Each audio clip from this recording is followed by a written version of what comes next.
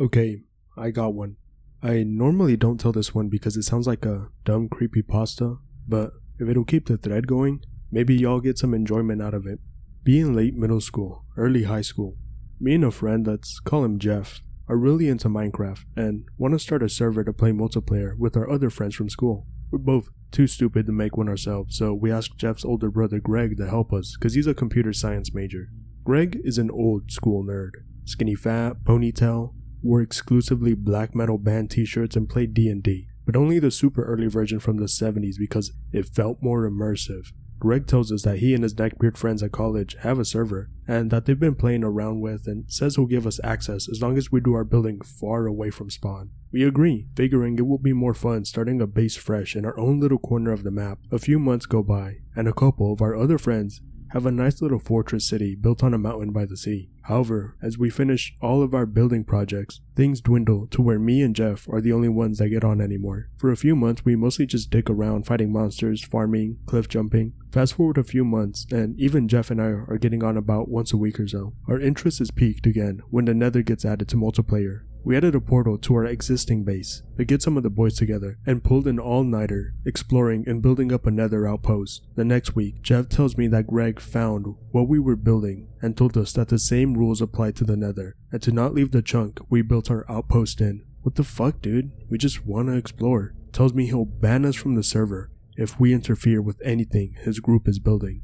Jeff and I all but stopped playing the game after Greg's little outburst. Around this time, Jeff's family was having issues with Greg, as he was causing trouble at his university and just generally being more of an irate asshole. This was particularly hard on Jeff, who, despite everything, still looked up to his big bro. He would occasionally mention how he'd get on the server by himself and walk around our base thinking about old times, I think to try to get me back on the server out of nostalgia. Greg eventually gets kicked out of his college for inappropriate use of the computer lab and cut off pretty much all contact from Jeff's family. I figured he'd been using the computers to pirate shit or jack off the hentai until Jeff told me that Greg had given him admin privileges on the server and we could go where we pleased. We spent a few days exploring the overworld, mostly your typical castle builds and some redstone shit we didn't want to fuck with. This was at the start of the summer after our freshman year of high school, so we had a lot more time to fuck around. We spent a few days exploring the overworld, mostly your typical castle builds, some redstone shit we didn't want to fuck with.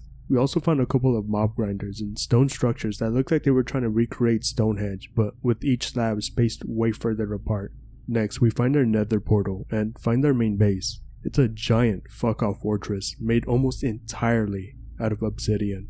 Run around for a bit until we find a bunch of chests with some books filled with a mix of gibberish and what looks like Latin. Jeff gets pretty spooked, but I figured they were just doing some RP shit since Greg was into D&D. Despite having admin privileges and having pretty much the whole server to ourselves, Jeff is growing reluctant to play. I figure it's because it reminds him of Greg, and we spend the rest of summer doing other shit. Fast forward to the end of summer. Jeff is on vacation with his family and I'm home alone with nothing to do. So I decide to hop back on and see if the Latin in any of those books translate to anything. Google Translate says it's something about summoning demons and creating new life.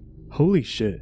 Greg and his neckbeard friends were trying to summon/make demons in fucking Minecraft, lol. Text Jeff thinking he'll find the cringy RP either funny or he'll finally get some closure as to what his bro was up to. Text me back telling me to put everything back as we found it and to log out as soon as I can. Dude, you can't really believe there's a demon loose on our server, right? Log out for the night because I've gotten my fill of LOLs. But get back on the next day to copy down what I saw in those books so I can show Jeff when he gets back without having to get on the server.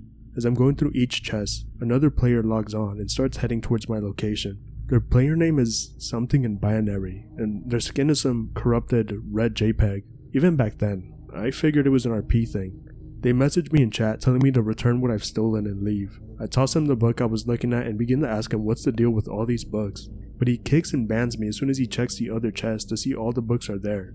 What the fuck? Ask Jeff if he could unban me when I see him again after the school year starts. But he's really wishy-washy about it and says he doesn't want to play anymore. I would have just chalked this up to family drama and bad roleplay had it not been for the fact that every electronic device in my room broke within a week of me getting kicked from that server. Everything from my phone to my watch to my alarm clock just stopped working. Ironically, my computer was the last thing to break, blue screening without warning one day when I turned it on. Over the next few months, my entire house starts having electrical issues.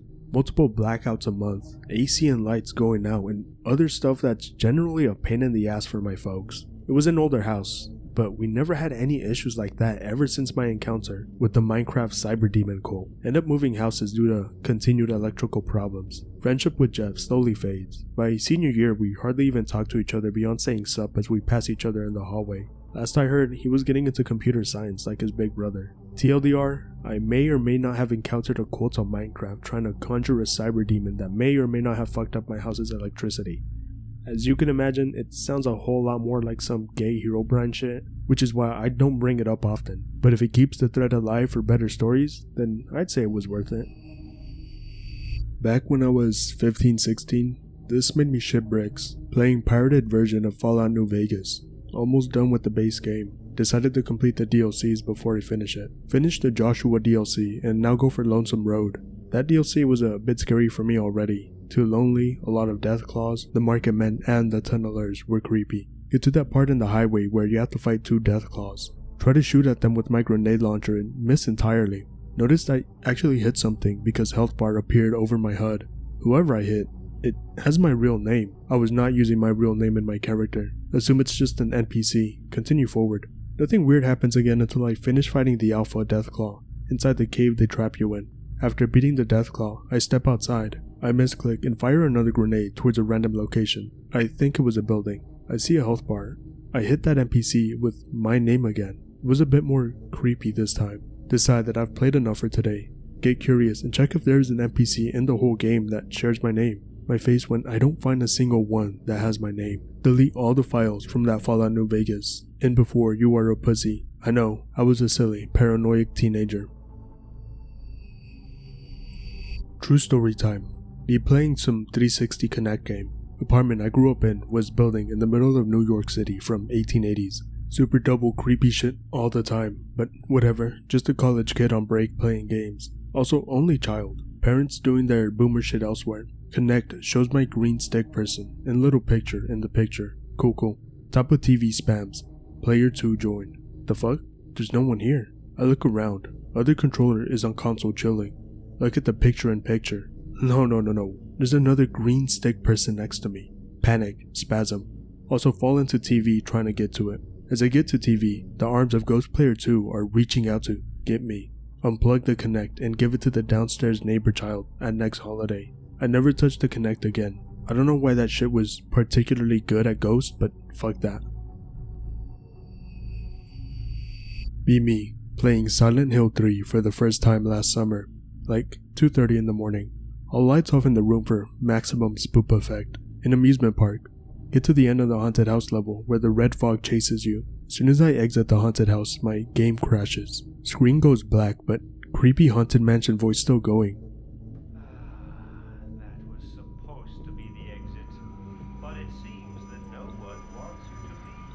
Or whatever it says. Feel the worst dread in my dark bedroom. No, it's just a game, but I'm a pussy, and it feels like that voice is talking to me directly. Turn off computer and go to bed for the night.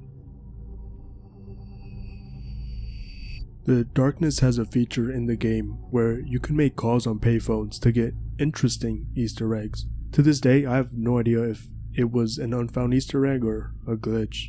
Managed to get outside the map in the subway, I think.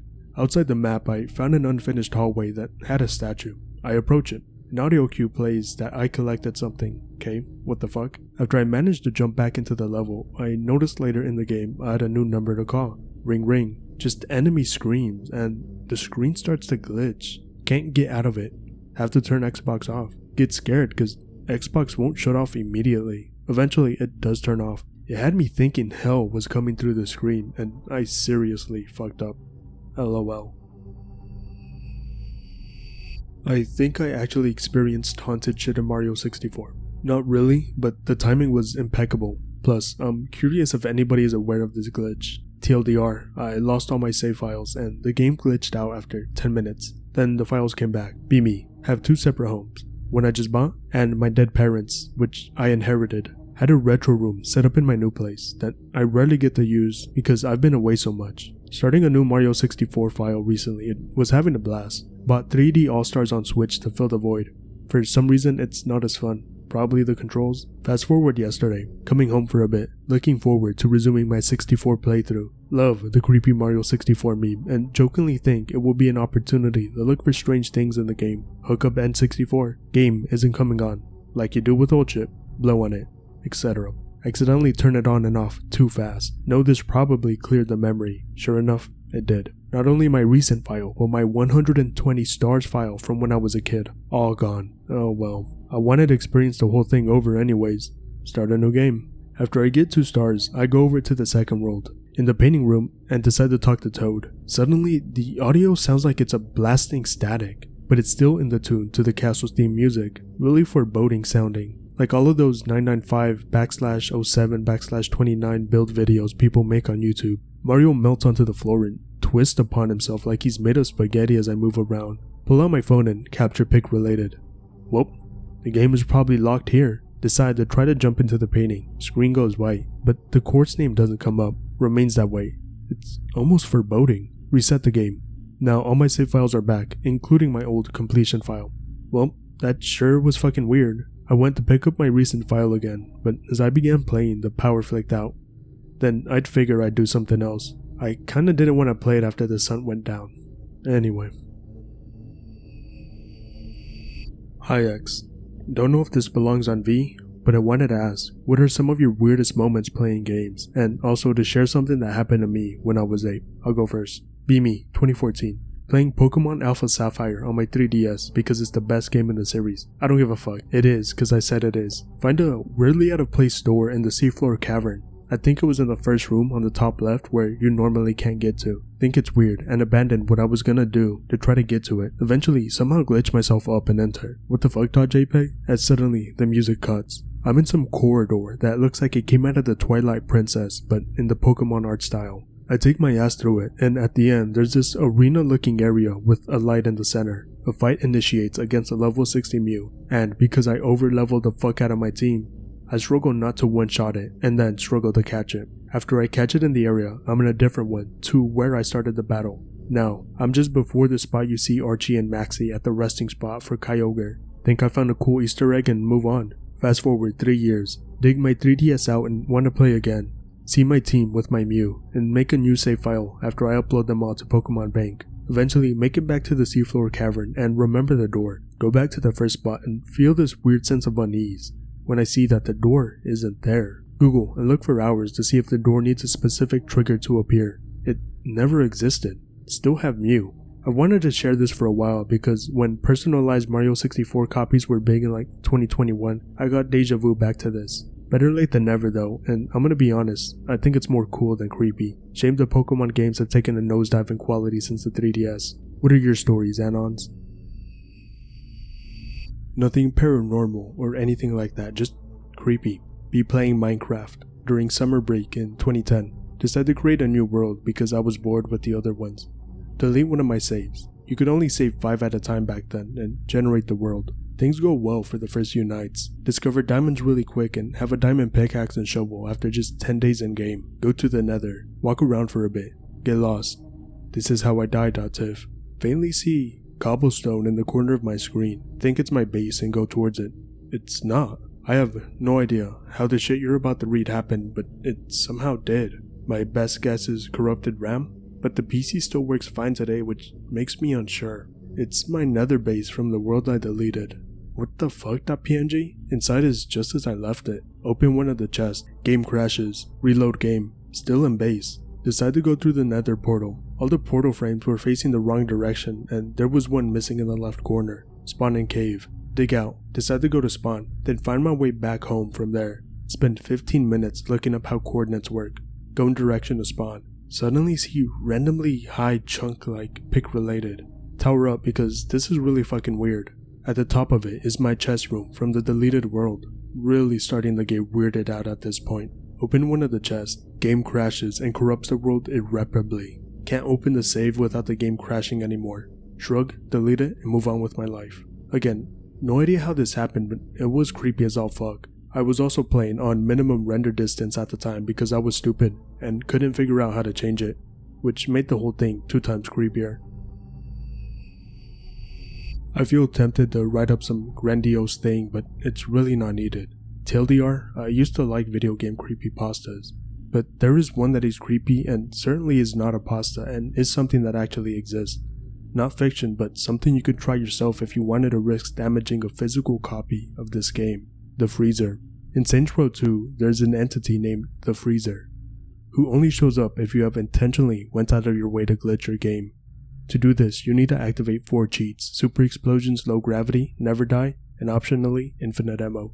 Then proceed to activate a TV in a player safe house/crib to play the Zombie Uprising minigame. Using these cheats, you can use grenades to glitch yourself out of the minigame area and back to the main map.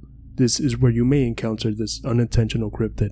After screwing around on the surface for a certain amount of time, you may encounter a weird shadow-like figure cast on the wall, or some other surface, standing in a somewhat menacing pose. Some report crashes happening instantly when this is seen, others crash seconds later. But what separates this from any other urban myth in regards to video games is if you happen to own a physical disc of Saints Row 2 on Xbox 360, possibly other platforms, doing this glitch renders your physical disc non-operational, requiring you to obtain an entirely new disc to play the game again. If you own it digitally, you will still crash but don't experience hardware failure. The idea of a virtual game entity causing actual hardware damage sounds like something from a gaming creepypasta, and yet it actually exists. At the same time, it's not very well known.